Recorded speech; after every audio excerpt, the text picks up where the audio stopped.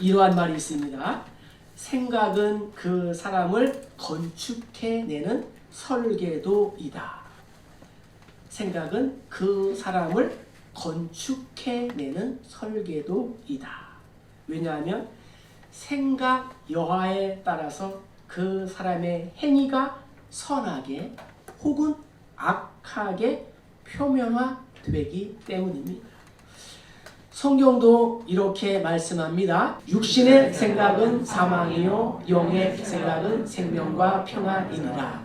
육신의 생각은 하나님과 원수가 되나니 이는 하나님의 법에 굴복하지 아니할 뿐 아니라 할 수도 없습니다. 아멘. 창세기 19장 29절 한 번 더 읽을까요? 하나님이 그 지역의 성을 멸하실 때에 곧 롯이 거주하는 성을 엎으실 때에 하나님이 아브라함을 생각하사 롯을 그 엎으시는 중에서 내보내셨더라. 아멘. 하나님께서 소돔과 이 고모라를 멸하실 때에 아브라함의 조카인 이 롯을 구해내신 이유는 오늘 성경에 하나님이 아브라함을 생각하셨기 때문이다 라고 말씀하고 있습니다. 여기서 생각하셨다 라는 말은 하나님께서 아브라함의 기도를 기억하셨다라는 그러한 의미가 담고 있습니다. 특별히 이 생각이라는 히브리어 단어는 자칼이라고 하는데 여기에는 기억하다, 명심하다, 또 상기하다, 더 나아가서는 감동시킨다라는 그러한 단어가 생각하셨다라는 이 단어에 포함이 되고 있습니다. 그러니까 하나님께서 아브라함을 생각하셨다라는 말은 두 가지의 의미가 있는데 하나는 하나님께서 아브라함의 신앙에 감동하셨다라는 그러한 의미가 있습니다. 하나님께서 아브라함의 신앙에 감동하셨다. 또 하나는 하나님께서 아브라함을 항상 기억하시고자 하나님만의 방법으로 표시를 해 두었다는 거예요. 우리가 사랑하는 사람에게 선물을 주기 위해서 어떻게 해요? 표시를 해놔요. 나만의 표시. 예. 그래서 그 선물을 그 사람에게 주려고 한다는 거죠. 하나님이 그렇게 하셨다는 거예요. 하나님께서 아브라함을 이렇게 생각하시고 관심과 사랑을 가지고 계셨다.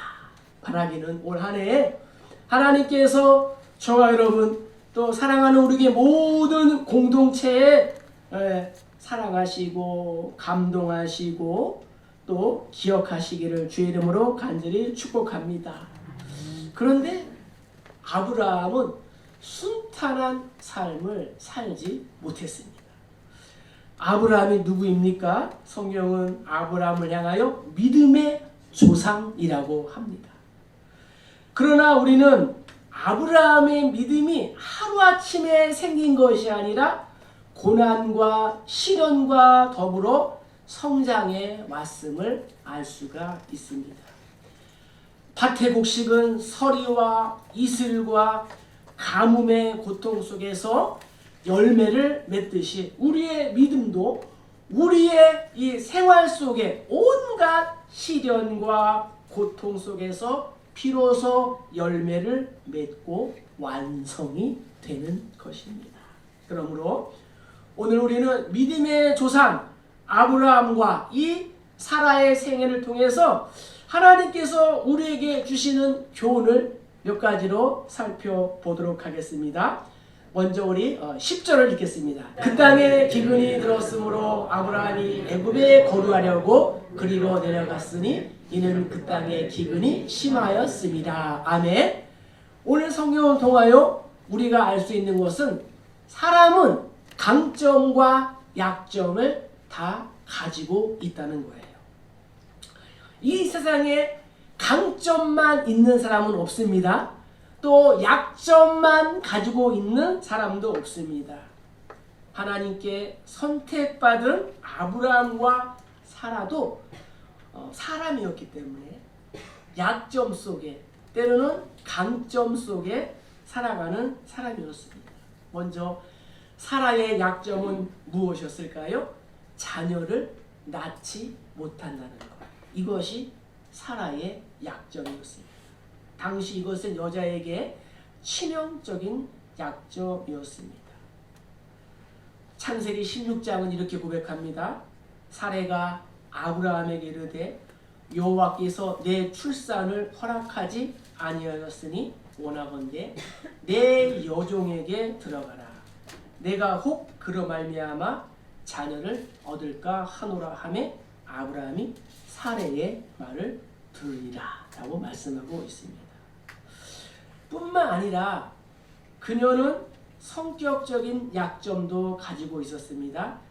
자신의 계획대로 여종 하갈이 아들을 낳았을 때에 하갈을 학대하고 집에서 쫓아보냈습니다. 사라는 성격적으로나 신체적으로나 결함이 있는 미완성의 여성이었습니다.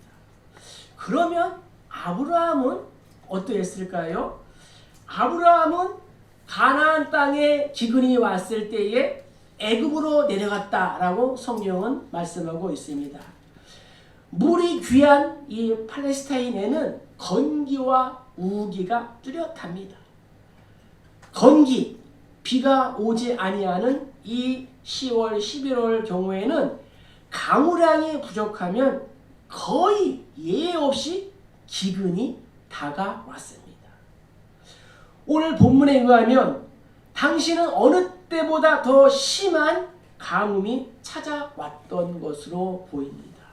이럴 때 아브라함은 하나님께 먼저 기도하며 그의 도우심과 인도하심을 구함이 마땅한 순서였습니다. 그러나 오늘 본문에는 그러한 기록이 없습니다.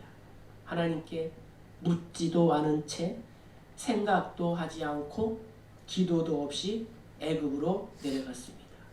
그리고 한술 더 떠서 아내에게 거짓말을 하도록 유도했습니다. 우리 12절, 13절 읽어볼까요? 애굽 사람이 그대를 볼 때에 이르기를 이는 그의 아내라 하여 나는 죽이고 그대는 살리리니 원하건대 그대는 나의 누이라 하라. 그련 내가 그대로 말미암아 안전하고 내 목숨이 그대로 말미암아 도전되리라 하니라. 아브라함이 믿음의 조상이었다고 하는 아브라함이 자신의 목숨 부지를 위해서 아내를 누이라고 이렇게 거짓말을 하겠다는 거죠. 그러나 한편 또 아브라함에게는 또 장점도 많은 사람이었습니다. 하나님께서 75년 동안 정든 고향을 떠나라고 할 때에 즉각 떠난 순종의 사람이기도 했습니다. 조카 롯이 소돔성에서 잡혀갔을 때에 300명의 이 용사를 거느리고 가서 조카를 구한 정의의 사람이기도 했습니다. 그리고 최초로 하나님께 11조를 드린 사람이기도 했습니다. 100세에 낳은 아들을 바치라는 하나님의 명령에 순종하여 아들까지도 바친 사람이었습니다. 아브라함뿐만 아닙니다. 사라에게도 장점이 있었습니다. 그녀는 남편 아브라함을 자신의 주인이라고 말할 정도로 남편을 받들었고 남편에게 순종했습니다. 마찬가지로 오늘 살아가는 저와 여러분들도 이 장점과 약점을 다 가지고 있습니다. 하나님은 우리의 상황과 환경에 따라 재능과 건강과 소유와 분깃을 주셨습니다. 말에 실수가 많은 사람, 생각이 깊지 못한 사람, 육체적으로 건강하지 못한 사람, 경제적으로 가난한 사람, 또 외모가 불만족스러운 사람 등등 모두 있기 마련입니다. 사람들은 보편적으로 상대방의 강점보다는 약점과 이 단점을 들추려고 합니다. 그러나 하나님께서는 우리의 약점과 우리의 허물을 탓하지 않겠다라고 말씀하십니다. 야곱의 허물을 보지 아니하시며 이스라엘의 반역을 보지 아니하시는도다. 여호와 그들의 하나님이 그들과 함께 계시니 왕을 부르는 소리가 그 중에 있도다. 주는 내 허물을 주머니에 봉하시고 내 죄를 악의 쌈에 지나이다. 그는 허물과 죄로 죽었던 너희를 살리시더라. 아멘. 하나님이 이러한 분이라는 거예요. 약점이 없는 사람은 없습니다. 그러나 사랑은 허다한 허물을 덮어주는 줄로 믿습니다. 사랑은 우리를 온전하게 매는 그러한 띠라는 거죠. 잠언에서는 허물을 덮어주는 것이 사랑을 구하는 것이다 라고 했습니다. 하나님은 완벽한 사람을 원하시지 않습니다. 하나님은 자신에게 순종하는 사람을 원하십니다. 우리가 기근으로 인하여 상황과 환경으로 인하여 세상, 애국으로 내려가는 신앙이 아니라 독수리처럼 날개치며 올라가는 신앙인이 되어야 할 줄로 믿습니다. 자, 다음으로 우리 12절과 13절 읽겠습니다. 애굽 사람이 그대를 볼 때에 이르기를 이는 그의 아내라 하여 나는 죽이고 그대는 살리리니 원하건대 그대는 나의 누이라 하라. 그러면 내가 그대로 말미암아 안전하고 내 목숨이 그대로 말미암아 보전되리라 하니라. 아멘. 사람은 누구나 갈등 속에 살아간다는 것입니다.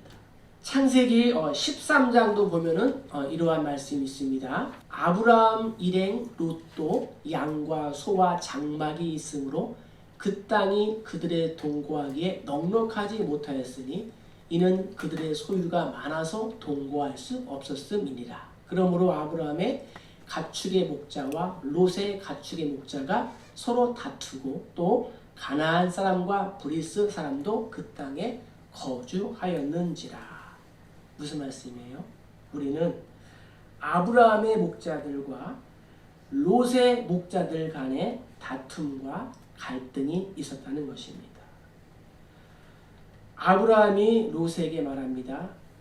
너와 나, 우리는 한 친족이다. 너나 나나 내 목자나 내 목자나 서로 다투게 하지 말자. 갈등은 경제적인 이유와 환경적인 이유 때문에 일어납니다. 아브라함과 롯이 가난할 때에는 갈등이 없었습니다. 그런데 재산이 점점 많아지자 갈등이 생기게 된 것입니다.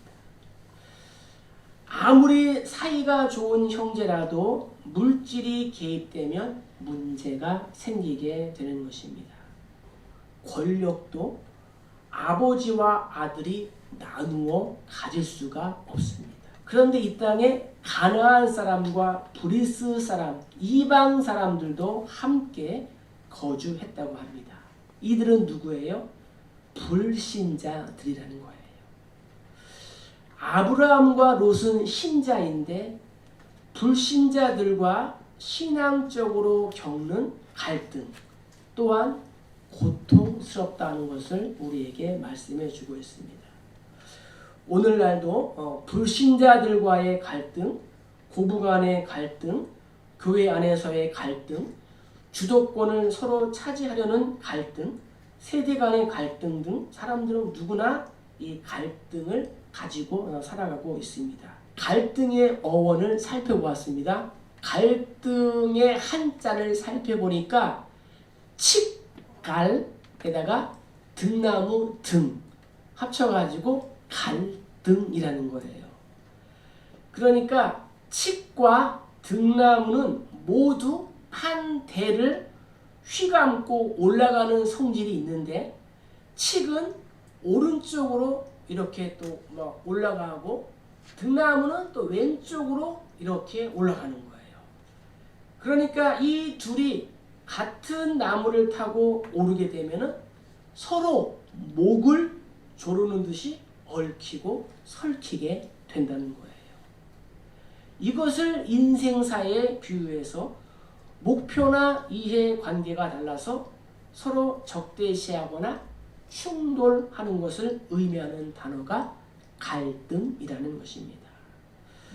초대교회 당시 바울과 유대 지도자들 간의 갈등이 있었습니다. 유대 지도자들은 바울의 회심을 믿을 수가 없었습니다. 아니 어제까지만 해도 예수 믿는 사람들을 잡아서 옥에 가두고자 했던 바울이 다메섹에서 다마스커스에서 예수님을 만나고 회심해가지고 나는 예수 믿는 사람이다 이렇게 하니까 누가 믿을 수 있겠어요? 그때에 중재 역할을 한 사람이 있습니다. 누굴까요? 바나바였습니다. 우리 모두가 올 한 해 중재 역할을 하는 바나바가 되기를 주의 이름으로 간절히 축복합니다. 또한 이번에는 바울과 바나바가 선교 도중에 돌아간 마가의 일로 인하여 서로 의견 충돌, 갈등이 있었습니다. 그래서 바울은 신라와 함께 선교 여행을 떠나고 바나바는 마가와 함께 선교 여행을 떠났습니다. 새해에는 하나님의 손에 모든 것을 맡기고 내 생각과 주장보다는 상대방을 나보다 더 낮게 여기는 결단을 하는 것입니다. 그래서 인간적인 이 갈등을 신앙의 결단으로 해결하는 우리 모두 되기를 주의 이름으로 축복합니다. 그래서 새해에는 하나님이 공급하시는 힘으로 말하고 행동하고 하나님의 시간표에 내 삶을 맞추는 거예요. 하나님 내 시간표에 당신의 시간을 맞춰주세요. 이렇게 하지 말고 우리가 신앙의 고수답게 하나님의 시간표에 내 시간표를 맞추는 우리 모두 되기를 주의 이름으로 축복합니다. 그래서 무엇보다도 전능하신 하나님의 은혜를 구하며 새해를 살아가는 것입니다.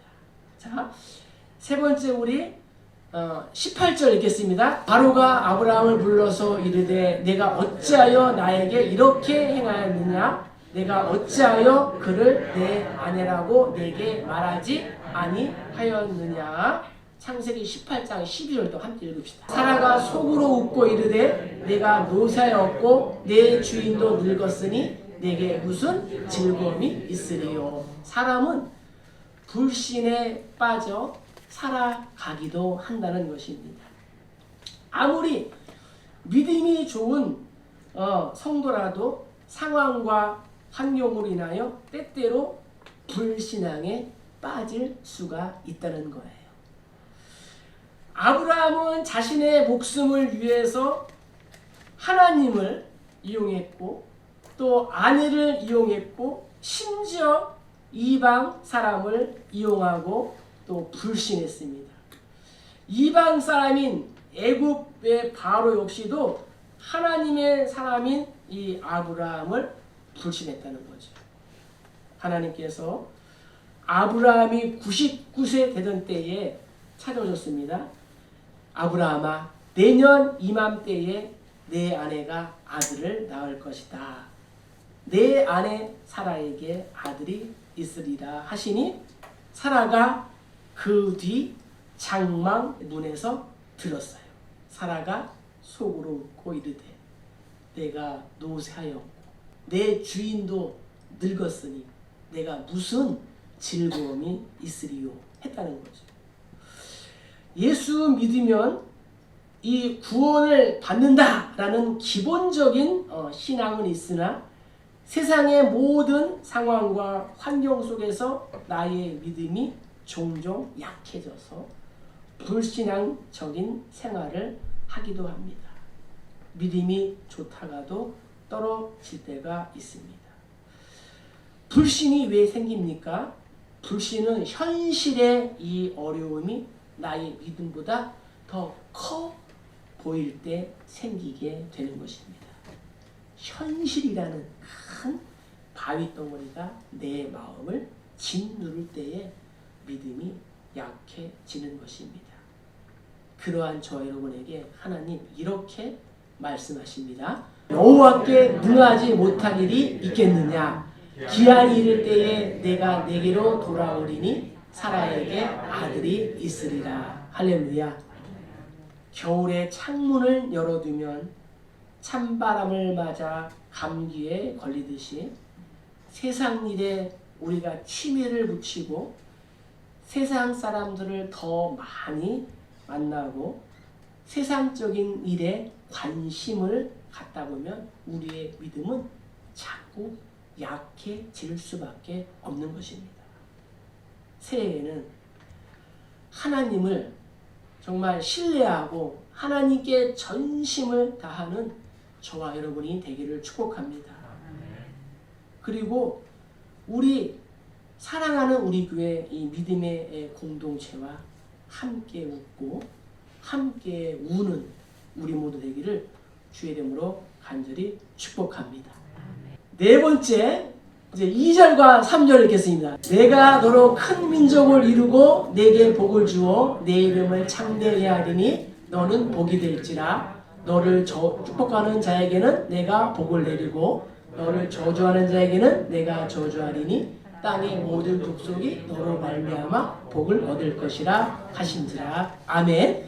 사람은 누구나 복의 근원이 될 수 있다는 것입니다. 아마도 성경에서 아브라함만큼 하나님께 많은 약속을 받은 사람도 없을 것입니다. 그래서 히브리 기자는 아브라함을 향하여 이렇게 말했습니다. 약속을 받은 자, 약속을 받은 자라고 했습니다. 이제 우리는 여기에서 하나님께서 아브라함에게 주신 7가지 약속을 찾아볼 수가 있습니다. 1번, 내게 복을 주겠다. 2, 큰 민족을 이루게 해 주겠다. 3, 내 이름을 창대하게 하겠다. 4, 복의 근원이 되게 해 주겠다. 5, 너를 축복하는 자에게 복을 주겠다. 6, 너를 저주하는 자는 저주하겠다. 7, 땅의 모든 족속이 너로 인해 복을 받을 것이다. 할렐루야. 여러분 오늘 참 잘 나오셨어요. 이 복은 아브라함뿐만 아니라 성도인 저와 여러분 우리 모두에게도 동일하게 임하는 하나님의 복인 줄로 믿습니다. 우리가 하나님의 말씀을 믿고 순종하면 하나님께서는 우리에게도 동일한 복을 주신다라고 약속하셨다는 것입니다. 그러기에 성도인 우리, 저와 여러분은 이 믿음을 소유함으로써 하늘로부터 오는 복을 받고 누리는 성도가 되어야 할 줄로 믿습니다. 믿음이 없이는 하나님을 기쁘시게 할 수 없나니 하나님께 나아가는 자는 반드시 그가 계신 것과 또 자기를 찾는 자들에게 상 주시는 이 심을 믿어야 할지니라. 할렐루야. 약점이 많고 실수가 많은 나, 날마다 갈등하며 살아가는 나, 불신앙에 빠져 늘 좌절하는 나, 그럼에도 불구하고 하나님은 나를 복의 근원으로 삼고자 하신다는 거예요. 히브리 기자는 이렇게 고백합니다. 믿음으로 아브라함은 부르심을 받았을 때에 순종하여 장래의 유업으로 받을 땅에 나아갈새에 갈 바를 알지 못하고 나아갔으며 라고 기록하고 있습니다. 하나님 뭐라고 말씀하시는 겁니까? 믿음으로 살라는 거예요. 내가 믿음을 끌고 다니는 것이 아니라 믿음이 나를 이끌고 믿음을 따라가는 성도가 되어야 할 줄로 믿습니다. 오늘 말씀을 우리의 삶 가운데에 적용해 보는 거예요. 자, 오늘 말씀을 통하여 아브라함의 신앙은 어떠한 신앙이었어요? 첫째, 아브라함의 신앙은 말씀 중심의 신앙이었다. 4절에 보니까 이에 아브라함이 여호와의 말씀을 따라갔고, 성도인 우리는 하나님의 말씀을 읽고 듣고 힘써 지키는 삶을 살아가야 할 줄로 믿습니다. 그래서 내일부터 힘들어도 금요일까지 새벽과 저녁으로 이 성경 통독 대행진을 하는 거예요. 여기에 우리가 또 참여하는 거예요. 왜냐?